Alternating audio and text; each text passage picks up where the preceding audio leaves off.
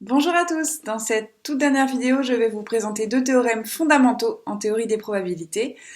Je rappelle que nous avons fait le choix de considérablement alléger le programme cette année en raison des circonstances exceptionnelles, mais il est vraiment essentiel que vous maîtrisiez très bien ces deux théorèmes. Vous les avez sans doute déjà rencontrés précédemment et je vous les ai de plus présentés lors de notre dernière séance à l'université.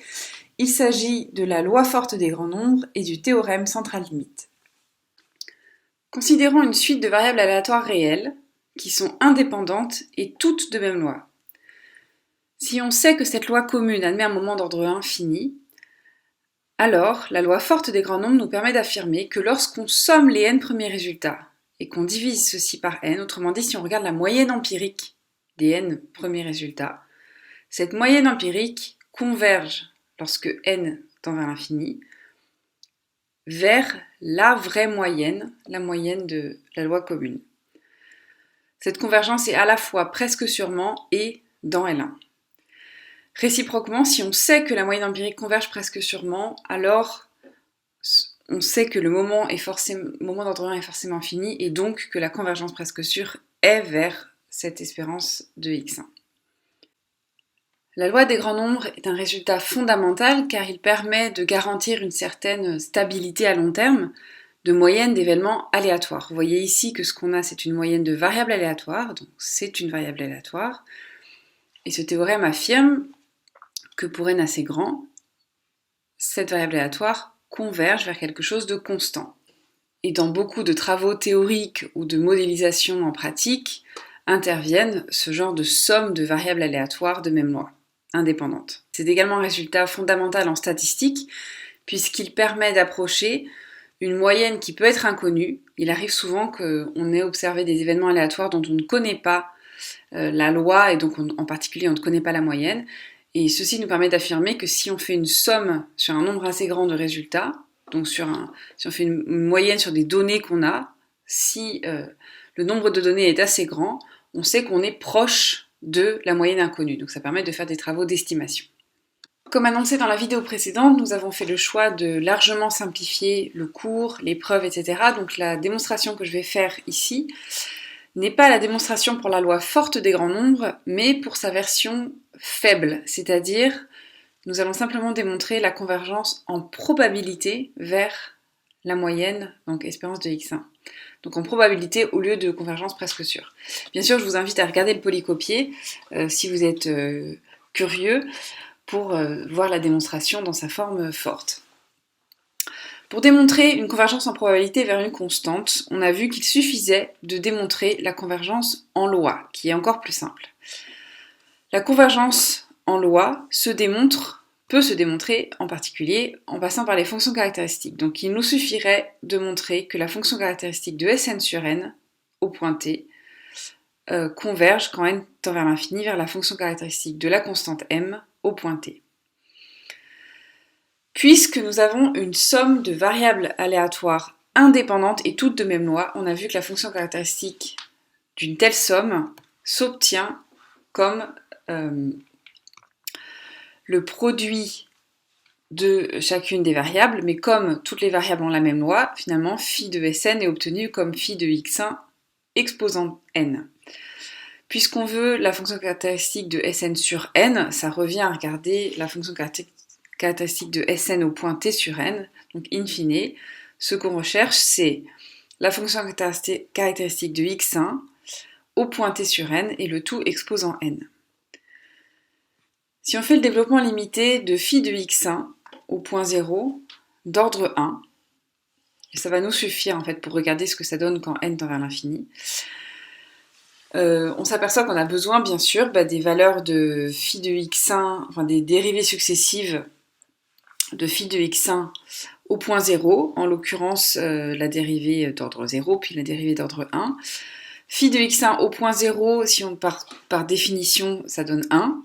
La dérivée au point 0, on a vu que c'était i fois la moyenne de la variable aléatoire, donc ici im, et donc on obtient ce développement limité d'ordre 1. 1 plus imt plus un petit o de t.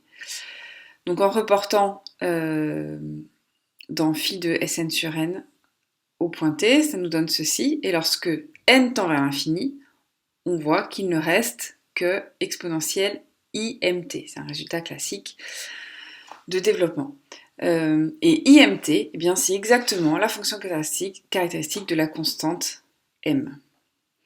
Le dernier théorème fondamental qu'il faut absolument que vous maîtrisiez parfaitement, c'est le théorème central limite. Le voici ici dans sa version la plus simple, donc à connaître par cœur, et ici dans sa version plus générale. Dans sa version la plus simple, on suppose qu'on a une suite de variables aléatoires réelles, à nouveau indépendantes et de même loi. Ici, l'hypothèse supplémentaire, c'est qu'on suppose qu'il y a aussi un moment d'ordre 2 fini. On va supposer aussi dans cette version, par simplicité, que la variance de la loi commune est non nulle. Le théorème central limite affirme que la somme de n variables aléatoires, une fois centrée et réduite, donc une fois qu'on enlève la moyenne de la somme et qu'on divise par l'écart type de la somme, eh bien cette somme renormalisée converge en loi, lorsque n tend vers l'infini, vers une variable aléatoire de loi normale centrée réduite. Ce que ça implique, c'est en particulier la convergence des fonctions de répartition, donc la probabilité que cette somme centrée réduite se situe dans un intervalle entre a et b, eh bien lorsque n tend vers l'infini, cette probabilité va tendre vers la même probabilité, mais pour la loi normale centrée réduite. D'où ici, vous reconnaissez la densité de la loi normale centrée réduite. Je vous ai indiqué ici également la version plus générale du théorème central limite, qui peut en fait s'appliquer à une suite de variables aléatoires potentiellement à valeur dans Rd. Donc ceci est la version vectorielle de ce même théorème. Alors notez que ce théorème pourrait également être énoncé sous la forme Sn-nm sur racine de n converge vers la loi normale 0 sigma carré. Vous voyez que le sigma pourrait être mis ici en sigma carré. Donc ceci est la forme équivalente à ce que je viens d'énoncer, sauf que la variance sigma carré n'a plus de sens en tant que telle quand on a des vecteurs. Il faut à la place parler de matrice de variance-covariance. Donc ici c'est une forme, c'est la loi multidimensionnelle normale, avec ici ce qui est indiqué, c'est la matrice de variance-covariance. Donc je vous indique d'aller voir le polycopier de cours pour avoir plus de détails sur cette version vectorielle.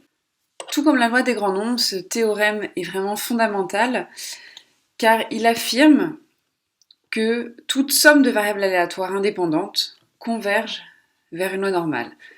Et donc, il va être utile notamment en statistique car il donne une indication sur le comportement au long terme d'une somme, quel que soit le phénomène aléatoire étudié. Donc même si on ne connaît pas le phénomène qu'on étudie à la base, qui est le principe des statistiques, on sait ce que ça va donner au long terme. Ce théorème offre également une explication de l'omniprésence de la loi normale dans la nature, puisqu'on peut simplifier en se disant que beaucoup de phénomènes sont dus simplement à l'addition d'un grand nombre de petites perturbations aléatoires. Et on sait que par ce théorème, si ces perturbations sont indépendantes, on peut modéliser l'effet de ces perturbations par une loi normale. Nous allons démontrer ce résultat dans le cas simple réel, et lorsque la variance est non nulle. Posons yn comme étant xn moins m sur sigma, autrement dit la variable xn centrée réduite, donc l'espérance de yn est 0 et sa variance est 1, et surtout la somme qui nous intéresse, centrée réduite, correspond à la somme dyk. Autrement dit, ce qu'on a là, c'est une somme de variables aléatoires indépendantes et de même loi. Par conséquent, la fonction caractéristique de Zn au point t est donnée comme dans la preuve précédente par la fonction caractéristique de cette variable y1 au point t sur racine de n, le tout exposant n. Cette fois-ci, on va avoir besoin du développement limité à l'ordre 2 pour voir ce qui se passe lorsque n tend vers l'infini. Donc à l'ordre 2, on a besoin des dérivées successives de la fonction caractéristique de y1 au point 0. Donc comme tout à l'heure, dérivée d'ordre 0, ça fait 1. D'ordre 1, ça fait 0 puisque la moyenne de yn est 0, enfin donc de y1. Et la dérivée seconde, c'est moins la variance, donc c'est moins 1. ce qui nous donne ce développement limité d'ordre 2. En l'appliquant dans cette formule, on voit que la fonction caractéristique de Zn au point t donne ceci, ce qui, en faisant tendre n tend vers l'infini, nous amène à exponentielle moins t2 sur 2, qui est la fonction caractéristique de la loi normale. On a donc bien démontré la convergence de Zn en loi vers la loi normale centrée réduite.